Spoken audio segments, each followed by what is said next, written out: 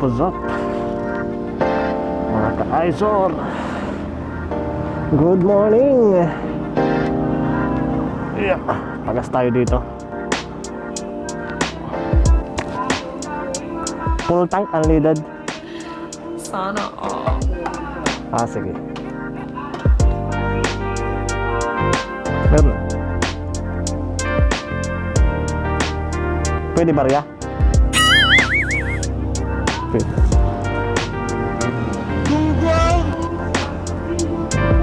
Ano na lang, 150.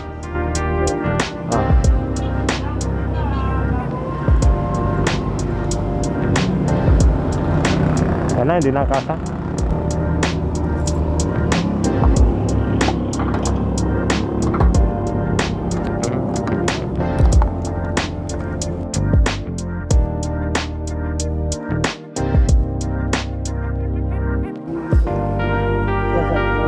Kasi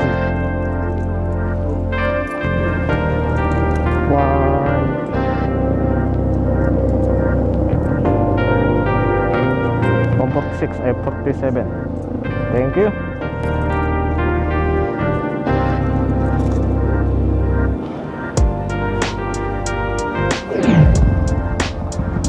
Alright, so barya pa yung binayad natin mga ka-Aizor, no?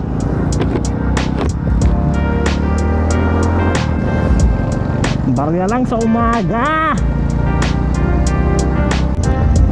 Alrighty. So update ko na lang kayo mamaya mga ka-Aizor.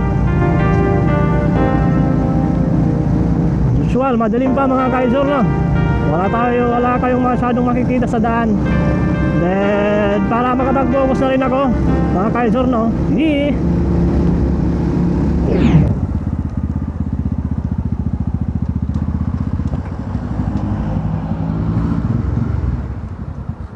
Yeah.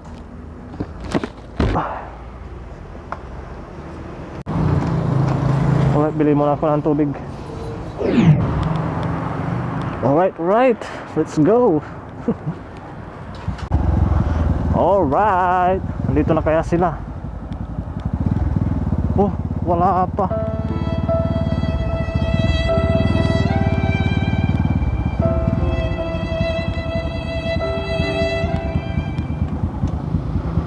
Anyari.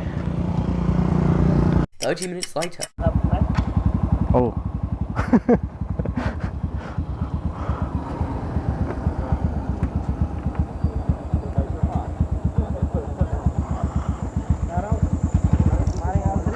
Cara mo pre.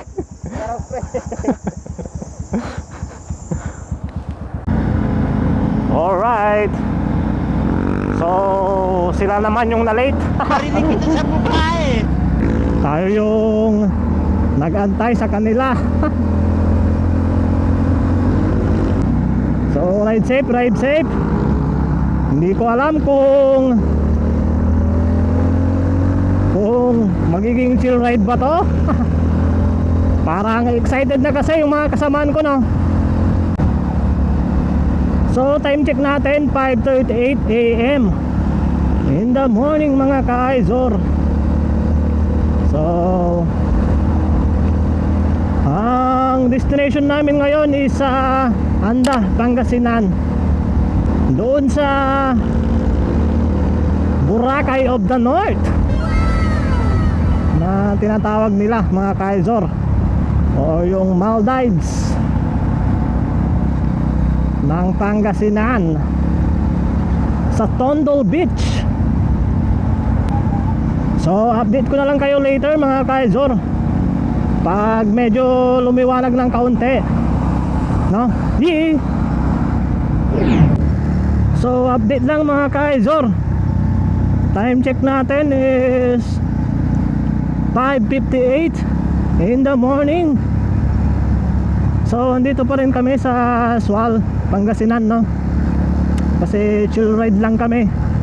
Then medyo lumiliwanag na rin mga ka-Aizor. So pag-uusapan lang natin mga ka-Aizor, no? Kasi total nandito naman tayo sa biyahe is ano-ano nga ba yung mga dapat kailangan nating i-check, no, bago tayo bumiyahe. So hindi lang tuwing may rides, no, kasi sa akin is pang daily use ko na rin ito ang aking motor araw-araw sa trabaho, no. I-check natin yung ating mga tire pressures, mga kaizor, no, mga gulong natin, baka kulang na sa hangin, no, para hindi tayo magkaberya sa daan, no. Kasi pangit naman yung takbo ng ating motor pag hindi maganda yung hangin sa loob ng ating gulong, no. Mas maganda kung alam mo yung tamang PSI ng sukat ng inyong gulong para maganda talaga.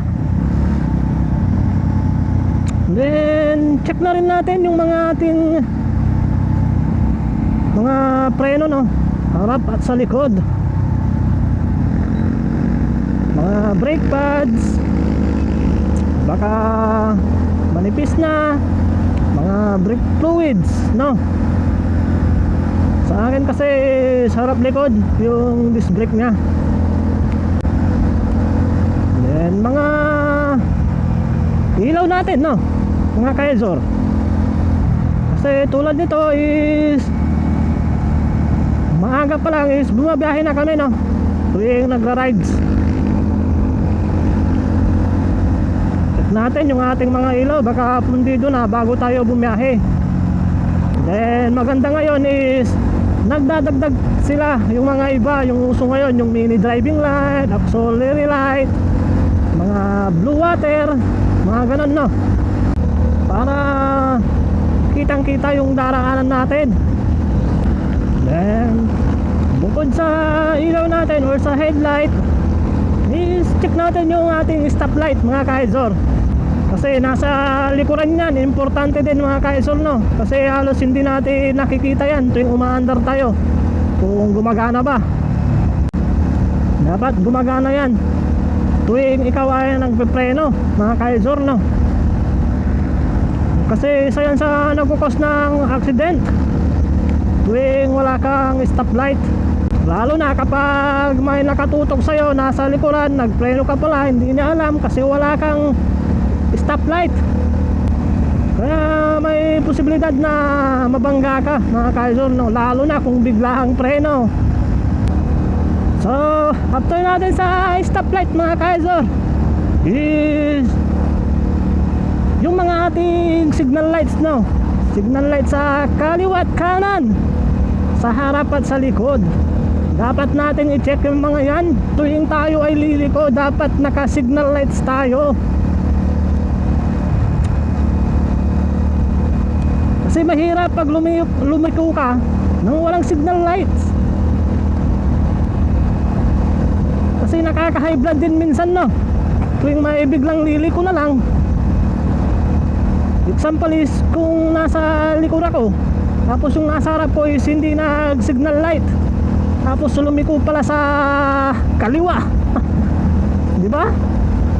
So minsan is ganun yung nangyayari, mga experience ko sa daan sa ilang taon na rin na pagmamaneho natin. So bago tayo umalis is check na lang natin muna, no, mga kaizor, check natin habang pinapainit natin yung mga motor is i-check na lang natin, no,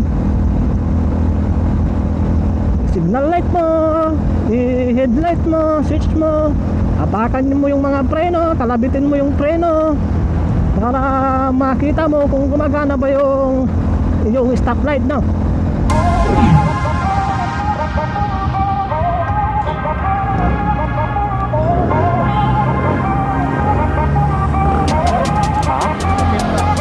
Sige, malamig.